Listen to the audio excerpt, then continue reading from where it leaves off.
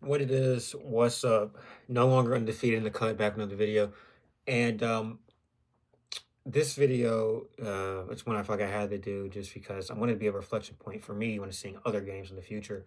I just did like a 30-minute recap of my grandma's I usually do after a basketball game, so I won't go too long, but I don't know. It's first takeaway, really. I know the title of the video should be something like takeaways or something like that. The first takeaway is that this really shouldn't have that much of a profound detraction or loss or the world is burning and we fucking suck. Like nobody should think that after this game, right? Cameron Indoor Stadium, one of the prestige arenas in all of basketball. Duke, a team that Auburn has never won against, and it's now 0-5. Duke, a roster that is one of the tallest and one of the strongest rosters in all of basketball. Which I was trying to tell motherfuckers, like when you have that level of strength, nobody gave that credit. That level of strength, that level of length. Like Con Nipple, who was fucking ass offensively, but that dude was like they're three, and he's like 6'7", 6'8". Let me check real quick. I have their stats pulled up. Let me see. Con Nipple, yeah, 6'7", 217. Like that's their three. I mean, our three is Chad, who's like similar, but he's like I think like 180. And there's one play like he literally just like Conklin just like drove through Chad and got a layup, which I don't think people like thought that was possible. Like thinking about the pregame, where Conklin was ass, almost all year against competent opponents, but they didn't really ask him to score. He's asked him to play like decent defense and kind of just be there, be a body. Um, but yeah, I mean Cooper Flag, he's like 6'8". He's maybe like 220ish listed, but that dude's like just huge, right? Like, he's strong. He has great timing. Um, 6'9", 6'9", 205. So he's even like skinnier. That dude can't be 205. Like, he just plays so much bigger. If he's 205, it's like 205 is just pure fucking muscle. He's a brick wall. And he's really what he is. He gets like some like white LeBron comparisons, right? But what makes that work is the way that he attacks switches, which and mismatches, which a lot of teams in college basketball don't do. A lot of college basketball teams will get a point on a forward and just play it out until the ball rotates to, if the ball rotates, if it finds that guy who has a mismatch. It's not predetermined. It's not absolute. And Duke made that a priority, which is both coaching and the players being able to attack mismatches. But he looked like white LeBron like that. You've got a guard on him, especially Pegues or Pettiford. I mean, he just took him to Pound Town, pause, and he did his thing. Um, so yeah, I mean, really, this just should not be very pervasive takeaways because this team is such a unique mismatch. I mean, Iowa State had like things that could bother our team. Like their center was 6'11"ish, so he did match up, I mean, favorably with Broom. They had height as far as some of their wing players go, but it's just like it's not overbearing. There was no break in action where like we had neutral or an advantage physically speaking. Like that just never happened at any point because they took out Maluwatch and even he's pretty much the backup in this one. And they played Brown more, who was just like he just sonned Broom in like post position, like anywhere where it's just 1-on-1. He sonned him when it was help coming over. He did a good job of like kind of hurting Broom to the help. Um, really, when it got to the second half, where they did a little more spread out, as what's his name called, as Bilas put it, Jay Bilas. How do you pronounce his name? Is it Bilas? I don't know. As he put it, middle ball screens, open up the space, let them just kind of roll, as they did against Houston, when they kind of needed to get. But really, they didn't do it as necessity against Houston. They did it because Houston sent two at Pettiford, and that was just wide open offense. They had to do it here because that was like Broom was shuttered in the paint. So it worked out. I guess what was going to be one big takeaway. I do think the double big lineup is not as effective rebounding as I would like it to be as everybody. Like it's a thing where against smaller teams, it's like not Colorado, not Colorado, the other team, Memphis. Memphis and Mali, like if you're playing that team, then like yeah, you go double big line, you're gonna eat up in the paint, blah blah blah. Like that's obvious. But like I saw there was another game too against it was one of the last burner games we had against before Maui. It might have been the last burner game we had. And the rebounding with that lineup is just like it's not as good as it should be. And I know somebody read off a stats like Broom is like top dog rebounding in the nation right now, which may be possible. I mean, he even had 12 here when it felt his rebounding was dog shit. So he's like finding his rebounds, I guess, his spots. But like to me, it's just a thing where like if you're gonna have the double big lineup, like you gotta excel rebounding wise, and it's just a thing that should have been self evident before this game, but um, they don't box out very well as a team. They don't track the ball particularly well on long rebounds. Again, things that should be self evident. And Broom is more of a I would say floor bound center. Like he doesn't jump particularly fast. He doesn't exactly high point the ball over like comparable guys. What he really uses is typically his frame to kind of create space and kind of box guys out.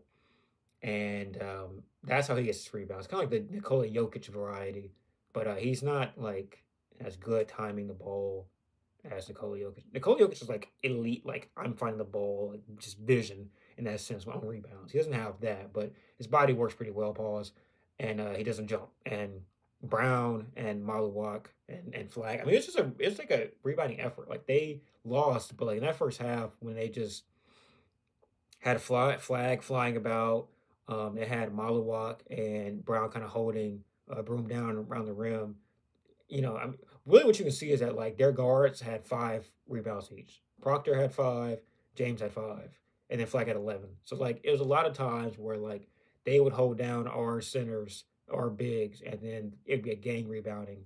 And they got a lot of the long rebounds. They got a lot of those. Um, as far as like, the statistics go, and I don't want to spend too long because I mean you can find these yourself. 45% for us, 29-64, 29-58 for them. So equal makes, but they had a little bit more attempts or a little bit less attempts. They went 50%. 10-25 for three for us. They went 9-22, so a couple more attempts. We seemingly generated more possessions. We ended up with 5 more rebounds. We had 39, they had 34. 17 assists, 11 assists for them. 20 personal fouls and 14. That's gonna be the probably the major difference. Just stat watching. Um, I would say we could have played a lot cleaner in terms of like the things we can control. Because I mean, you can control fouls, but this team is just foul and prone. Like people complain about the fouls with this team often, as I think fans just generally complain about their team having fouls. But most teams, like Auburn's a very foul prone team. As far as high major teams go, very, very foul prone. And they've been foul prone for as long as I can remember. Like they're very handsy, and it's a lot, kind of like what people describe Houston as being. It's how Houston was described in their last game, or one of their last games against San Diego State, where they make the refs just call fouls. They're gonna play handsy, and it's on the refs to kind of make them not play handsy. Houston may not play handsy after they're like, their hands slapped. Auburn continues to play handsy. They just do. Cardwell is a very handsy defender. Chaney Johnson's a very handsy defender. JP Pegues and Pettiford are cones. What Pegues does, he doesn't really contest when he gets beat. He just kind of like is there. Pettiford, he's a freshman, right? He plays defense like a freshman. And he does try to contest shots when he's beat. But the problem is that, like, in this matchup where he's going against a 6'10 guy, um, you start like slapping and you're just slapping hands and body and not the ball. He might have got like one slap on the ball in all of those kind of hurried switches, but for the most part, he just got abused and he just tried to foul to make up for that. So I also, I mean, he had 4 fouls, and like I'd say almost all those fouls were like ones he deserved, right? Um, Broom, he had 5 fouls. He had at least 2 dumb ones. He got his third foul on one where he was like defending like 10 feet away from the 3 point line. It's like 30 feet away from the basket. And just like he did that after Chaney, Cardwell already had 3, and Chaney had his share of fouls too. It's just like you can't do that. Like you can't play hand on the offensive player's hip trying to wave your hand in his face. He just runs through your hand, and that's a foul. Like, that's just how it works. Cardwell, I mean, what are you gonna do? We have at least two guys that you know are going to be in foul trouble off rip. Like Cardwell and Cheney, if they're the play state, it means they're going to be in foul trouble. That's just a fact. So you go from there, and then you may have somebody else who may get in foul trouble at some point too. But the whole like premonition about like, oh, it's not deserving fouls that we get, I'm not sure. Now I think the whole thought about the fouls that they should have gotten, I can see that, right? I can see people saying that Duke maybe played more handsy than the fouls will let you know. But I thought they got a lot of clean like contests, especially the first half. Like the first half, I was like kind of pissed. People were saying like they should have more fouls. Like, that was nonsensical because they packed the paint and they had like broom in a box more often than not. And anybody else who went to the paint was getting their shit stuffed easily. Like there wasn't like fouls, but some people did say that like there were some off ball like grabbing and tugging that went on. That I may I'll be honest, I don't get to see every single off ball play. Like some people are, I think the most advanced basketball watchers are people who watch off ball as much, if not more, than they watch on ball. And I'm not of that ilk. Like, I'm not gonna sit here and cap you, but I'm Kevin O'Connor or whoever, some esteemed like basketball analyst. Like I'm not that. Like I'm not Zach Lowe. But as far as the on ball stuff, I don't think it was that egregious. In the second half, I started seeing a little bit more of it, a little bit more, because I mean, they started getting called for more fouls too. And typically in the second half, you are playing a little bit more handsy because you don't have the same legs, you don't have the same stamina that you had in the first half. So it is a little bit more of like reaching and grabbing and shit like that, kind of just account for you being maybe beat, in defense, something like that, right? So I think that to me the officiating was not the difference in this game. Auburn had the chance to get this game over the finish line multiple times, and kind of like some of the close games from last year, every time they did something stupid more often than not. Like there weren't many times where I felt like Duke beat us when we got down to 2 or 3 or 4 or whatever. I mean, one like Chad threw an inbounds pass that was behind his back, like a behind the back pass. That's one of the worst plays I've ever seen in my life. Like I don't have the level of vitriol at this point to riff on as I did when I watched it, and for like 30 minutes after I watched it. Like it was one of the worst plays I've ever seen in my life. Um, I mean, in the first half, like the lead was being slowly taken away. You just kind of felt like the aggression that Duke played on the perimeter, like Iowa State, kind of just came and really gummed up everything. But unlike Iowa State, they had like such a supreme amount of just wingspan, like gumming up passes, them playing very high, and then just like you can't find the next pass. And then you try to get it out, and it's getting slapped around, it's getting deflected, all that shit. They were just so active defensively in the first half. Like it was incredible, and they love the athleticism. Like gave them such a high margin of error to just really fuck up plays for Auburn. So I think that as always, man, the point guard just drop off that can occur like at any moment. It can be a game where Auburn is doing good, for instance, getting the ball out to the guys that matter from the point guard spot for 25% of the game, and then the next 25 is just like fucking dog shit. And the next 25 is great, and the next 25 is dog shit. Like this team, like when people I've seen people, Auburn fans, that hear like Alabama's a higher ceiling, they get pissed about that statement. I'm not here to like cape for Alabama having a higher ceiling. But the reason why that's said is because Alabama's offensive supremacy can get to a level. I really wouldn't even say it's there now, but they have started kind of heating up the last few games. Can get to such a level where they have Sears, who is like a top 5 point guard. Like not really this year to production wise. At least not like the first half of this year. Like he's kind of getting into his groove, but they have that. They have Phylon, who looks like a legitimate on-ball creator for others as a freshman, like true freshman. And his thing supposed to be he was a scorer in college or in high school. So he has that plus a scoring ability, and he's tall for a one. So they can just throw like 2 guys in, have that guy's an off-ball playmaker. You can't really double any guard because he just flips it out. And then they have Aiden, Aiden has been to me a much better off ball guard. Like he is making connective passes. He's able to pull up, go in transition. He's able to do a lot of things that he could do in bursts, but not consistently in Auburn. I've seen more consistency out of him. He's still more of a scoring guard than anything resembling a point guard, but like he's making connective passes. He's setting up screens. He's running plays for others. Like he's not really necessarily running plays for others, but like if the play calls for him to set an off ball screen to get another guy freed up, he's running those crisper, right? So like these actions, like you have three guards that are like legitimate, like yeah, range and how legitimate, but like guys that are creating for others, right? And then you have Latrell who also did that, but he's gone now. You also have Chris Youngblood, who I don't think still is able to play at this point, but he was a on ball guy at USF, I believe.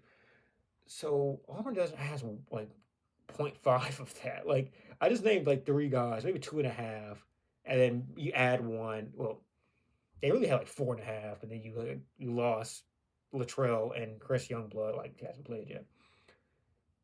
Auburn, like ceiling wise, doesn't even have like one whole because like Denver isn't a point guard at all. Like he just has none of that in his veins.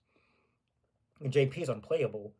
And you have Pettifer, who was supposed to be a off-ball guard coming into the season, and Bruce widely advertised that as such. Like this is an off-ball player, and he can't like be that for most of the game because he's also the most dynamic playmaker for others on the team. So like it's just a thing where like your most dynamic scorer from the guard position is also your most dynamic facilitator.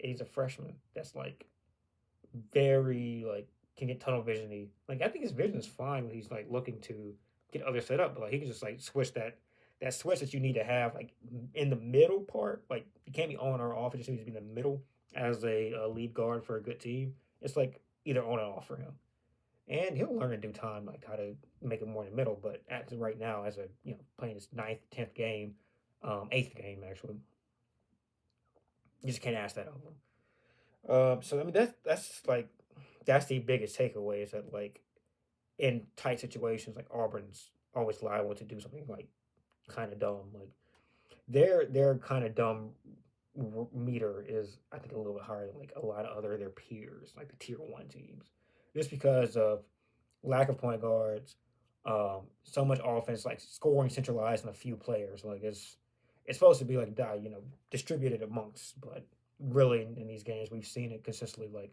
a few players, like 34 guys. In this one, I mean, it was Pettifer got 20, Kelly got 14, but he had like what 8 in the first half, like the first like 3 minutes of the game. So like he probably had about 6 the rest of the game. Still very efficient, but just did not really find the ball the same way as the game progressed. Chad had 17, and then Broom had 20. So you got Dylan who had 0 and played 11 minutes. You had Denver who had 0 and played 28 minutes. You had Cheney who had 5 and played 22 minutes, and Chris Moore 2 and 13 minutes, and JP anyway. You just can't have it to where Pettifer is also like 20 points of your 78 points and your lead like guard. Like you gotta pick a struggle, man. You gotta pick a struggle. So hopefully, ideally speaking, you can find a way to get more points out of like I don't know. It's just so variable outside of this guy for the wing players. Like it's just like I just wish they got Miles Rice instead of JP Pegues. That really like if they could have got Miles Rice instead, this team is probably like 2 tiers ahead of anybody else. If they had Miles Rice instead of JP Pegues, 2 tiers ahead of everybody else.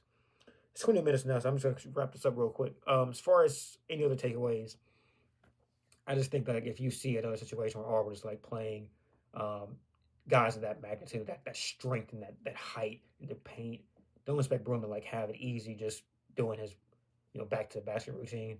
Um, I think this is a team that can still go all the way, like win a title, all that is still in play, more than in play. I felt very encouraged that it came back from having such a physical disadvantage in the first half and like made the game in the second half. I'm encouraged that the defense was able to. I mean, the halftime adjustments for this team has been just fantastic. They really done a good job of taking whoever really is cooking out of the game in the back half. They did that again here. Evans had 0 points, I believe, in the second half of this game, after having 16, 18 in the first half. So he might have had like maybe a bucket, but like pretty much held scoreless in the back half of this game. Um, and I just think it's a thing where I feel good about this team still. I just need to see it has to be another like on ball guy as a facilitator somewhere on this team. It just has to be. You cannot have one like you can't. You can't have it. Can't be a true freshman like it can't be. You have to have somebody senior that can just even just play the minutes. Like you can probably make it work offensively set wise for a lot of the time between like Chad, maybe even Kelly, other guys initiating the play, but you can't you can't have one guard and Denver isn't a point guard and to take JP has to be more than that. He can't be this unplayable. It let me put it like this. If Pegues is as bad as he is and cannot be trusted to play in March, and you run an 8-man rotation in which you have basically one guy that can play point guard, and I mean like actually like facilitate, you're not gonna like make it out of like the first weekend, in my opinion. I think you would lose in the round of 32. They still have so much talent that you probably should at least win in the round of 64, but then you would lose in the round of 32. I just think you can get by like that in March, and probably got to find a way to reintegrate Hudson and Howard. Maybe not both, but probably at least one of the two. Because I mean, this team is devoid of like really capable, maneuverable forward like bodies as it is. Like Cheney played that and plays it well. I mean, defensively when he's not fouling. Uh, Baker can, but again, he's just so spindly, so skinny that it kind of hurts. Kelly, I think, works better on like twos and threes than threes and fours and really smaller threes. He can be okay defensively, but his off ball defense is just fucking terrible. Like it cleaned up for everybody in the second half, but like he's had like multiple games where I just like this off ball defense is like really bad, like fucking bad. Um, and when you notice like somebody's off ball defense not being good, that means it's really fucking bad because it's not something that's easy to like pick up. Like you really got to be like screener comes, the screener and the cutter meet, and then JP. There's one play. It was Evans. It was like his last three before like a timeout break happened. So Evans was here on. I'm trying to think like how this would have gone. So Evans was here, and then JP and his man were here. I don't know who's at the screen, but they the screener comes to pretty much right outside of the painted area. This is where he meets Evans.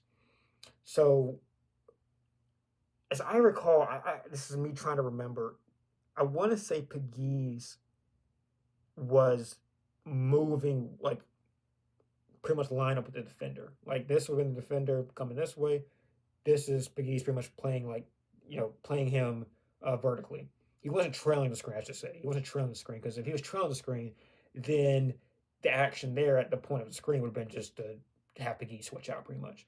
But what I remember happening is that Kelly did not meet the screen the same way that Pegues did because he was trailing the screen. And if he's trailing the screen and Pegues is playing it evenly, then Evans just cuts out. And what happened was Evans got a wide open three from the corner, the elbow on the other side, and Kelly was like in no man's land. So if it was a thing, I maybe we're misremembering. If it was a thing where Pegues was trailing, he probably should have switched.